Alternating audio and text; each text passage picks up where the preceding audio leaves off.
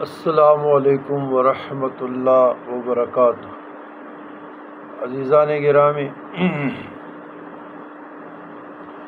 رات کے 1:52 ہے 26۔ اللہ، تو ایک سوال ہے اتوار کا، رات تو شروع ہو گیا، بابا کی تہجد ہے کہ لا الہ الا اللہ۔ تو اس سے پہلے اے اللہ، تو تمام مخلوق کے سردار محمد صلی اللہ علیہ وسلم پر اپنی رحمت نازل فرما، اور سلامتی اور ان کے آل اور اصحاب، ذریات اور ازواج پہ اور امت کے صلحاء پہ۔ لا الہ الا اللہ کلمہ توحید، اللہ تعالیٰ کی ملاقات اور دیدار کا سامان اور وسیلہ ہے۔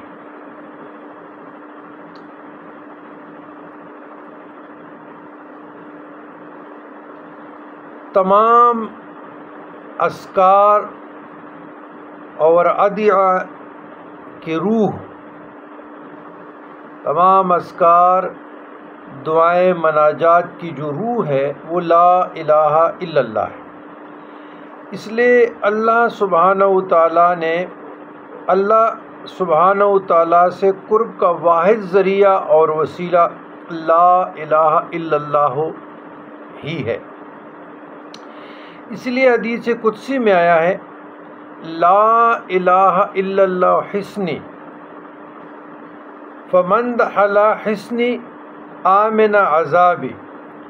لا الہ الا اللہ میرا قلعہ ہے، جو شخص میرے اس قلعے میں داخل ہوا وہ میرے عذاب سے محفوظ ہو گیا۔ اسی لیے لا الہ الا اللہ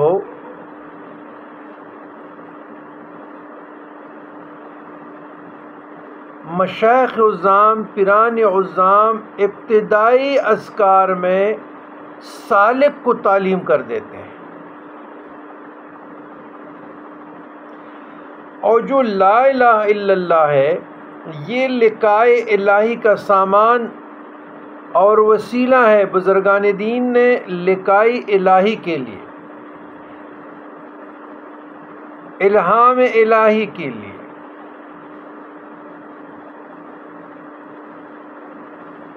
سامان اور وسیلہ قرار دیا ہے۔ لا الہ الا اللہ کے بغیر بارگاہ الہی میں کوئی باریابی حاصل ہی نہیں ہو سکتی، کوئی شخص حاصل نہیں کر سکتا۔ تو لا الہ الا اللہ کو اگر مزید ہم نے سمجھنا ہے کہ لا الہ الا اللہ اور محمد رسول اللہ صلی اللہ علیہ وسلم کو، تو ہمیں مزید آسانی ہو جائے گی۔ لا الہ کو اگر مزید سمجھنا ہے کہ نہیں ہے کوئی معبود، تو آپ سورہ کافرون کو پڑھیں۔ اگر الا اللہ کو سمجھنا ہے، نہیں ہے کوئی معبود برحق الا اللہ مگر ایک اللہ ہے، ایک اللہ کو سمجھنا ہے تو سورۃ اخلاص پڑھیں۔ قرآن مجید فرقان حمید کو سمجھنا ہے تو انک لعلی خلق عظیم الف لام میم سے والناس تک پڑھیں، تو آپ کو قرآن کی سمجھ آ جائے گی۔ یہ جو کلمہ ہے لا الہ سورہ کافرون، الا اللہ سورۃ اخلاص، محمد رسول اللہ انک لعلی خلق عظیم الف لام میم سے لے کر والناس تک، تو لا الہ الا اللہ میں پورا قرآن داخل ہے، 18,000 عالم داخل ہے۔ اس راز کو سمجھنے کے لیے ہم بزرگان دین کے پاس جاتے ہیں، تزکیہ تخلیہ کے لیے۔ تو چھوٹے سے ویڈیو میں اتنی بڑی راز کو سمویا نہیں جاتا، پھر بھی میں نے کوشش کی کہ لا الہ وسیلہ ہے، لا الہ سامان ہے، لا الہ لقاء الہی کے لیے، لا الہ قلہ ہے، حسن حسین ہے، خوبصورت قلعہ ہے، پھر لا الہ سورہ کافرون، الا اللہ سورۃ اخلاص، محمد رسول اللہ صلی اللہ علیہ وسلم انک علی خلق عظیم، الف لام میم سے لے کر والناس تک سارا قرآن۔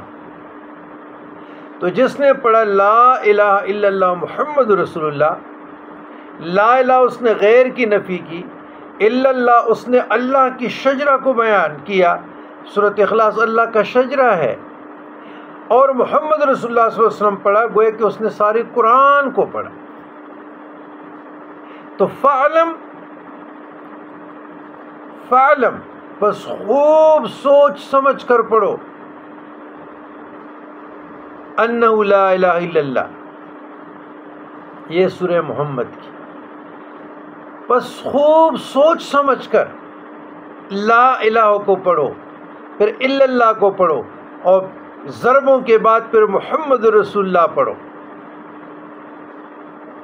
امید ہے کہ سالکان طریقت کو، اپنے مریدین معتقدین دوست احباب کو سمجھ بھی آ جائے گی، اس سے مستفید ہو جائیں گے۔